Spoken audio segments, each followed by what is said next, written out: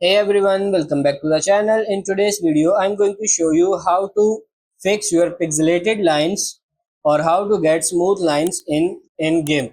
When you scale something, sometimes you can remove quality from one color objects, making curved lines seem pixelated.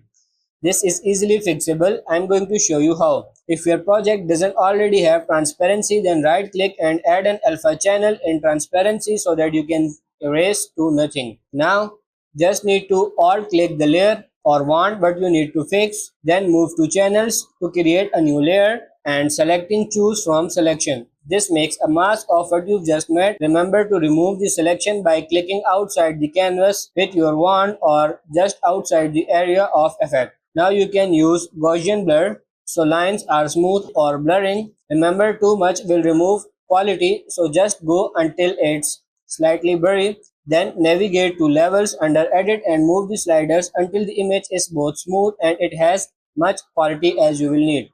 Then slide back to lines as you remove mask. This can also remove quality if used them properly, but this gives you plenty of control over your lines, which is why I'm showing you this method.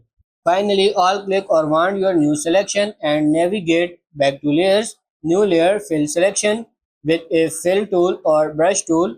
Note that if blur still exists in your selection and filling it will keep the blur while brushing will remove the blur and possibly add pixelated lines. Your lines will be smooth if you use vectors, but jagged lines might be missing now and rounded somehow. You can fix that by going and taking the brush and eraser tool or even the pen tool that sharpen precise lines to your object. You can even take the original after you have copied it or such like that and put it on a low opacity underneath to help you rebuild the image you've just edited.